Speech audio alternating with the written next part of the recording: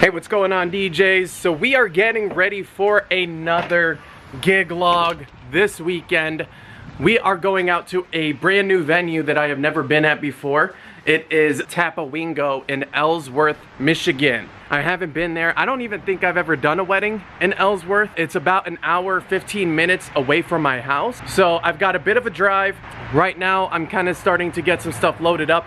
I am planning on arriving early because I haven't had a chance to do a site survey of the venue and kind of scope it out and make sure everything is good. I'm planning on getting there about 3.5, 4 hours early just to make sure there's no hiccups.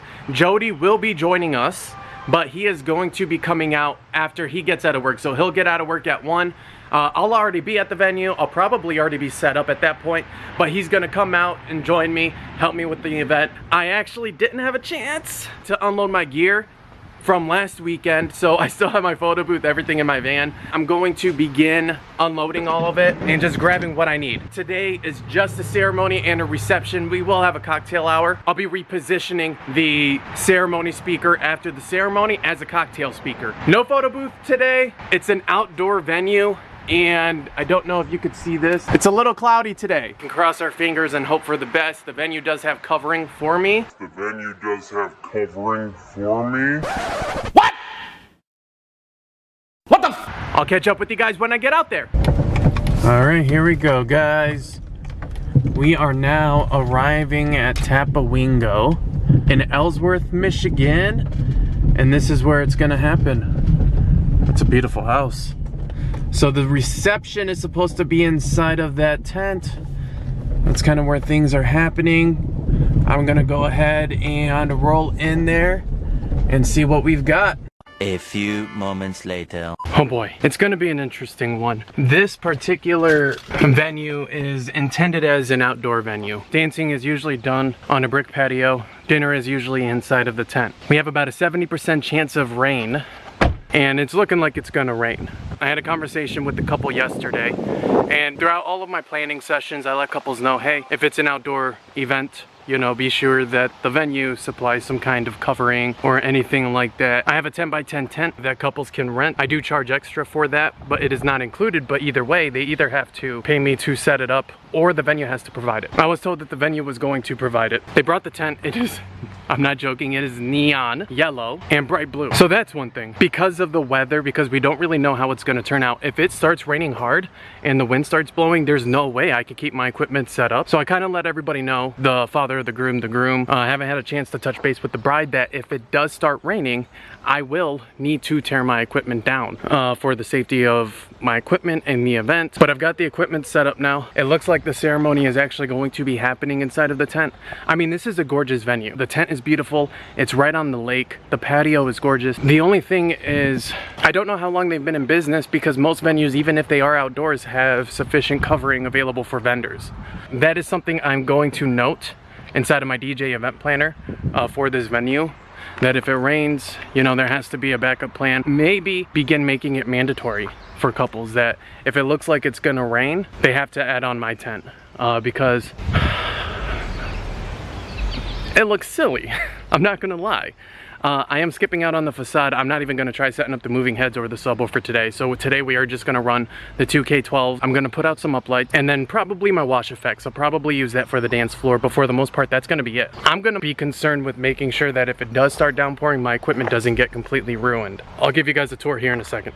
So here we have it. This is Tapawingo. It does look beautiful back here. And that's the deck that I was kind of talking about. That's usually where they do the dancing.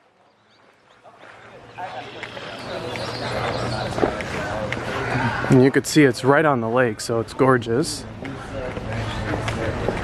Our seating chart for this evening. And then this is what we've got. So, kind of like I was saying, we kind of have to hope that it doesn't rain. If it does and the wind starts blowing too hard, we're gonna need to shut down.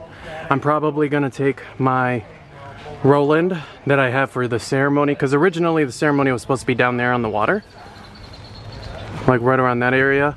They're gonna be moving it into the tent, and I'm probably gonna put it in there at least for a fill speaker, so that way these can shoot into the tent, and then the Roland can be maybe on the other side. I'll hook it up with my wireless microphone receiver and my lapel microphone. I'll just run it directly out of one of my K12s. But I'm gonna finish getting set up and Jody should be here pretty soon. We got Mr. Jody! Whoa! Did you buy this just for the gig log? No. Okay. I don't know if I believe that. I've got other reasons for it. Alright, so we are all set up and good to go. The commentary may be a little light on this one, primarily because of the weather. It is really starting to rain here now. But I'm gonna show you guys what we are working with tonight. Alright, so we've got the Prime 2 running virtual DJ. I don't think I'm gonna be taking out my Surface Pro this evening for my DMX3. I'm thinking if I do anything, I'm just gonna run my Wash Effects and a couple uplights and just run them in Sound Active. We got the 8-channel mixer. Now what we are doing, because of how far away we are, I've set up my Roland BA330 that was originally intended for the ceremony inside of the tent. We are gonna use that as a filler speaker. What I've done, ran my lapel microphone using one of these cables to the mix out. Now what I should be able to do is play this. So we're gonna get some music going and let's go check out the inside of the tent. So this is what we've got in here tonight. This is a beautiful tent. The ceremony's happening up there just because of the weather. So now with this I should be able to turn it on. So now we've got that running. So that system over there is sending the signal to this speaker as a filler speaker, so that way they can hear everything. Because those speakers are kind of throwing it in here. And this is what we've got. I was worried about being too water, but I was taking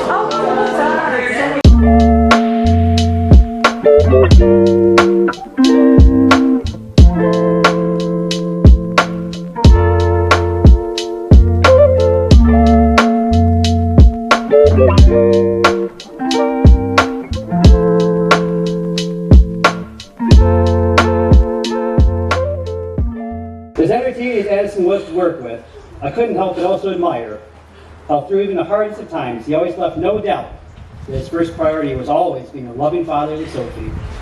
I promise I will continue to be there for all the first yet to come. And we have laid the foundations of this beautiful life together, and with everything else, we will continue to build and grow with all the love and respect we have to offer one another. Which is a fucking shit ton.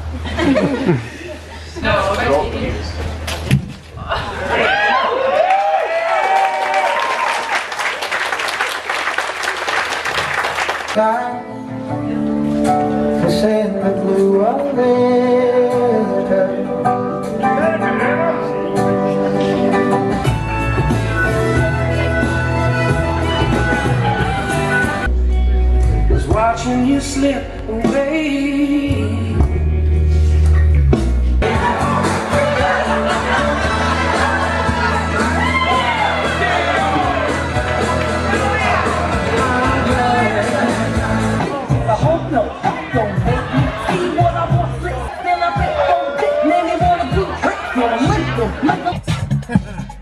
This is what we got behind the booth. Trying to make it work.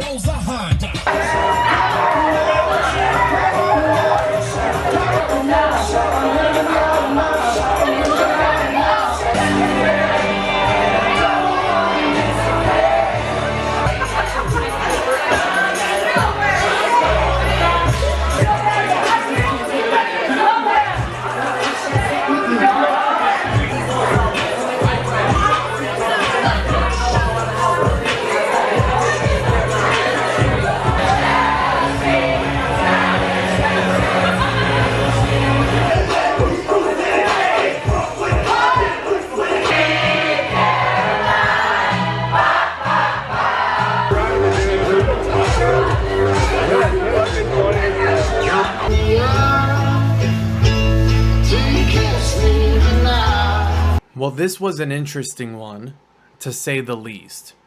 There was a couple things that we kind of ran into, and when certain things like this happens, it never is beneficial to kind of point fingers. There are things that I can take responsibility for, and then there are things that are kind of out of my control. Now, this venue is intended as an outdoor event space. The thing that you run into is that when you have an outdoor area like this, you really need to have a plan B, and you have to commit to that plan B in the setup process before the event. Now, the way that this event space usually does it is dinner is inside of the tent, and then the dancing is on the patio. Even in great weather, I don't know very many professional DJs that don't require some kind of covering above them, even if it's a nice day, because the sun can still wreak havoc on our gear. We kind of had a feeling that it was going to rain, so I was in communication with the couple, and I checked in with them and said, hey,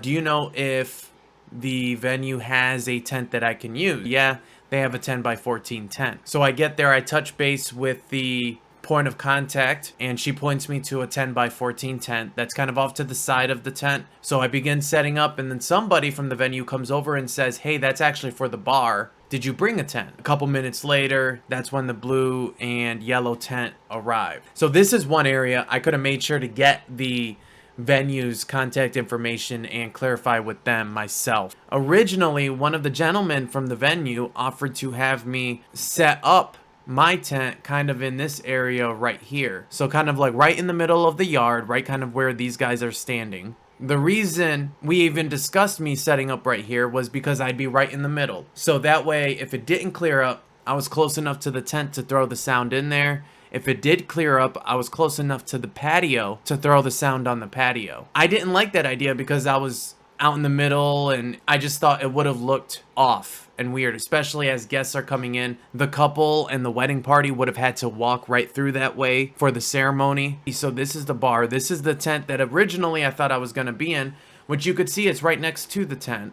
And yet again, it was still that half committing. If it clears up, we'll be over here. If it doesn't, we'll be over here. But what ended up happening was that it was too far away from the tent, especially because where they were dancing in the tent was in the center of the tent. They weren't dancing over on the side closest to the DJ booth. And that Roland isn't really set up to be like a dancing speaker. It doesn't have too much volume. When you push too much volume through it with like an external mixer, it starts distorting, especially when you're running the signal wirelessly through a receiver. So what Jody and I did, we actually positioned it a lot closer. So this is kind of where the bar is over here.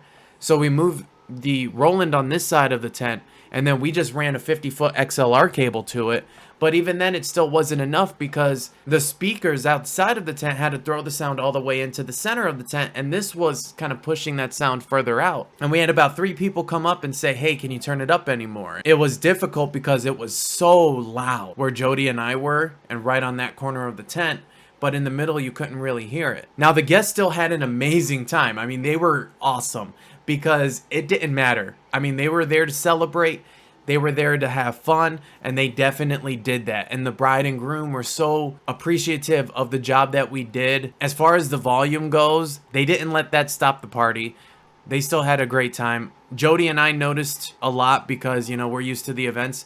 But personally, what I think they should do is just by default, they should do dinner and dancing in the tent and use the patio for cocktail hour, and then an area that people can go out and smoke if they don't want to dance, or an area that they can go out and conversate if they don't want to dance. The flow of the event, everything would just go so much smoother if they kind of did things that way. And then another thing that we ran into was that because it was raining, obviously everything was wet. And the wooden steps over here, these wooden steps got so slippery that while we were there, we saw 3 people slip and fall. And there was no slippery when wet sign. There was no watch your step, be careful sign. Nobody from the venue came to alert us before we started seeing people slipping consistently.